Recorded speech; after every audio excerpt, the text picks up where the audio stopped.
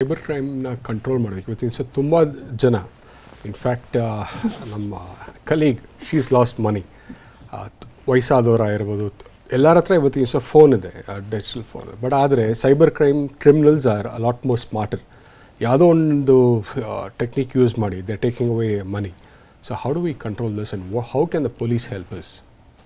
The simple solution is that people should be aware of these things and ವಿವೇಚನೆ ಈ physical ವರ್ಲ್ಡ್ನಲ್ಲಿ ಏನು ಅವರಲ್ಲಿ ವಿವೇಚನೆ ಇರ್ತದೆ ಅದೇ ರೀತಿ ವಿವೇಚನೆಯನ್ನು ಸೈಬರ್ ವರ್ಲ್ಡ್ನಲ್ಲಿ ಉಪಯೋಗಿಸಿದ್ರೆ ಅನುಕೂಲ ಆಗ್ತದೆ.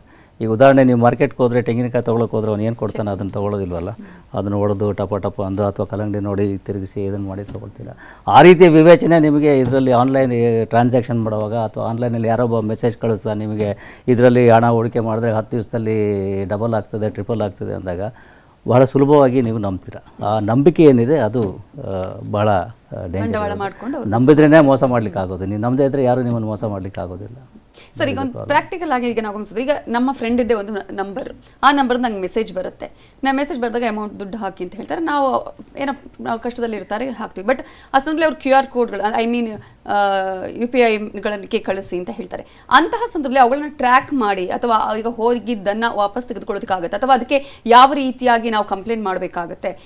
ಹೇಗೆ ಅದನ್ನು ಈಗ ಸೈಬರ್ ಕ್ರೈಮ್ಗಳ ಕಂಪ್ಲೇಂಟ್ ಮಾಡಲಿಕ್ಕೆ ಮೊದಲು ಸ್ವಲ್ಪ ಸಮಸ್ಯೆಗಳಿತ್ತು. ಈಗ ಅದಕ್ಕೋಸ್ಕರವೇ ಆಲ್ ಇಂಡಿಯಾ ಒಂದು ಟೋಲ್ ಫ್ರೀ ನಂಬರನ್ನು ಮಾಡಿದ್ದಾರೆ 1930 ಅಂತ ಹೇಳಿ. ಆ ನಂಬರ್ಗೆ ನೀವು ಫೋನ್ ಮಾಡಿ ಈ ರೀತಿ ಏನೇ ಮಾಹಿತಿಗಳಿದ್ರೆ, ಯಾವ ಫೋನಿಂದ ನಿಮಗೆ ಕರೆ ಬಂತು ಅಥವಾ ಯಾವ ಫೋನಿಂದ ನಿಮಗೆ ಈ ರೀತಿಯ ಲಿಂಕ್ ಬಂತು ಅಥವಾ ಯಾವ ಅಕೌಂಟ್ಗೆ ನೀವು ದುಡ್ಡು ಹಾಕಿದ್ರಿ ಅದನ್ನೆಲ್ಲ ಡೀಟೇಲ್ಸನ್ನು ಕೊಟ್ಟರೆ ಇಮಿಡಿಯೇಟ್ಲಿ ಬ್ಯಾಕ್ ಎಂಡ್ನಲ್ಲಿ ಆ ಅಕೌಂಟನ್ನು ಫ್ರೀಸ್ ಮಾಡ್ತಾರೆ. ಬಟ್ ಮೇಲ್ ಮಾಡಬೇಕು, ಕಂಪ್ಲೇಂಟ್ ಮಾಡಬೇಕು, ಆ ಥರ ಏನಾದರೂ ಇದೆಯಾ? ಆನ್ ಫೋನ್ ಕಾಲ್ ಮಾಡಿದಾಗ ನಮಗೆ ಮೇಲ್ ಮಾಡಿ ಅನ್ನುವಂಥ ಒಂದು ಆನ್ಸರ್ ಬಂತು. ಯಾವುದು ಈ ಥರ ಆಗಿದೆ? ಆನ್ ಫೋನಲ್ಲಿ you give all the details, same things you have to mail it, plus they will also tell to go to the local police station. They will only inform you which local police station you have to go.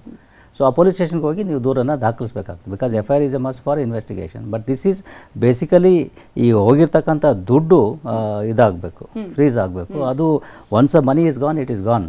ಅದು ವಾಪಸ್ ಪಡೆಯೋದು ಭಾಳ ಕಷ್ಟ ಆಗ್ತದೆ. ಆ ಒಂದು ದೃಷ್ಟಿಯಿಂದ ಬೆಂಗಳೂರು ನಗರದಲ್ಲೇ ಪ್ರಾಯೋಗಿಕವಾಗಿ ಮಾಡಿ ಈಗ ಅದನ್ನು ಆಲ್ ಇಂಡಿಯಾದ ಬೇಸಿಸ್ನಲ್ಲಿ ಮಾಡಿದ್ದಾರೆ 1930 ಅಂತ ಹೇಳಿ.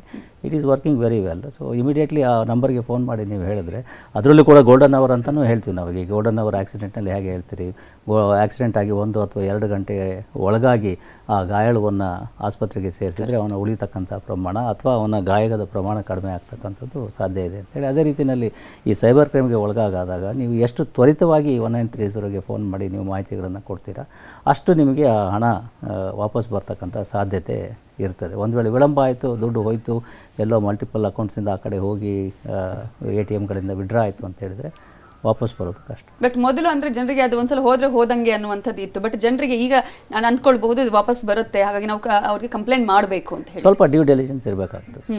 ತ್ವರಿತವಾಗಿ ಮಾಹಿತಿಯನ್ನು ಕೊಟ್ಟರೆ, ತ್ವರಿತವಾಗಿ 1930ಗೆ ಕರೆ ಮಾಡಿ ತಿಳಿಸಿದ್ರೆ ನಮಗೆ ಬೇಕಾಗಿರ್ತಕ್ಕಂಥ ಎಲ್ಲ ವಿವರಗಳನ್ನು ಕೊಟ್ಟರೆ ಸಾಧ್ಯತೆ ಇದೆ.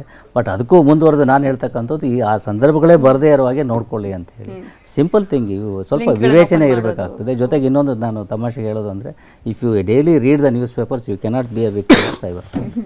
ಬರ್ತಕ್ಕಂಥವ್ರಿಗೆ ನಾನು ಅದನ್ನೇ ಕೇಳೋದು, ಪೇಪರಲ್ಲಿ ಬಂದಿದೆಯಲ್ಲಪ್ಪ, ಉದಾಹರಣೆ FedEx ಕೊರಿಯರ್ ಸ್ಕ್ಯಾಮ್ಗಳಾಗಿದೆ. ಈವನ್ ನಾವು people are coming 1.6 crore, 2 crore, 3 crore. I don't know how they ಹೇಗೆ get that much of money and ಹೇಗೆ ಅವರು ಕೊಡ್ತಾರೋ ಗೊತ್ತಿಲ್ಲ. ಇವೆಲ್ಲ ನಾವು ಮಾಧ್ಯಮದಲ್ಲಿ ಪತ್ರಿಕೆಗಳಲ್ಲಿ ಸಾಕಷ್ಟು ಬಂದಿದೆ. ಸೊ ಪ್ರತಿ ದಿವಸ ಯಾರು ವೃತ್ತಪತ್ರಿಕೆಗಳನ್ನು ಓದ್ತಕ್ಕಂಥ ಹವ್ಯಾಸವನ್ನು ಇಟ್ಕೊಂಡಿರ್ತಾನೆ ಅವನು ಸೈಬರ್ ಕ್ರೈಮ್ಗೆ ಒಳಗಾಗ್ತಕ್ಕಂಥ ಸಾಧ್ಯತೆಯೇ ಇಲ್ಲ. ಹ್ಯಾಕ್ ಮಾಡಿ ಮಾಡುವಂಥ ಚಾನ್ಸಸ್ ಈಗ ನಾವು hacking is a different thing. ಅದು ಬೇರೆ ಇದರಲ್ಲಿ ಆಗ್ತದೆ. That's a different thing. ಅದು expert professional criminals will be doing that one. But ಈ ಸೈಬರ್ ಫ್ರಾಡ್ಗಳನ್ನು ಯಾರು ಮಾಡ್ತಾರೆ ಅವ್ರು ಯಾರು ಪ್ರೊಫೆಷನಲ್ಸ್ ಅಲ್ಲ ಅಥವಾ ವಿದ್ಯಾವಂತರು ಅಲ್ಲ ಅಥವಾ ಎಕ್ಸ್ಪರ್ಟ್ಗಳು ಅಲ್ಲ. ಅವರು just ordinary 7th fail 10th fail ಇರ್ತಕ್ಕಂಥವ್ರು. ಅವರಲ್ಲಿ ಇರ್ತಕ್ಕಂಥ ಸ್ಕಿಲ್ ಅಂತಂದರೆ ಒಳ್ಳೆ ಮಾತನಾಡ್ತಕ್ಕಂತಹ ಕಲೆ.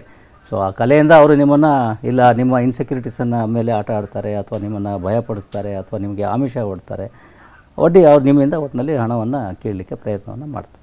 UPI ಕೋಡ್ ಮೂಲಕ ಏನು ಹಾಕೊಳ್ತಾರೆ, ಅಮೌಂಟನ್ನು ಹಾಕ್ತಾರೆ, ಅದನ್ನು ಕೂಡ ಟ್ರೇಸ್ ಮಾಡೋದಕ್ಕೆ ಸಾಧ್ಯ ಇದೆಯಾ ಹೇಗೆ ಹೇಳಿ? ಈಗ ಅಮೌಂಟನ್ನು ಹೌದು, ಅಂದರೆ ಯಾವುದೇ ಸೈಬರ್ ಕ್ರೈಮ್ ಆದಾಗ ವಿಧಿವಿಧಾನಗಳು ಇದ್ದಾವೆ, ಟ್ರೇಸ್ ಮಾಡಲಿಕ್ಕೆ ಇಲ್ಲ ಅಂತಲ್ಲ. ಬಟ್ ಒಂದು, ನಾವು ವಿಳಂಬ ಆಗಬಾರ್ದು. ಎರಡನೇದಾಗಿ ಎಲ್ಲ ಮಾಹಿತಿಗಳು ನಮಗೆ ತ್ವರಿತವಾಗಿ ಸಿಕ್ಕರೆ ನಾವು ಪತ್ತೆ ಹಚ್ಚಲಿಕ್ಕೆ ಸಾಧ್ಯ.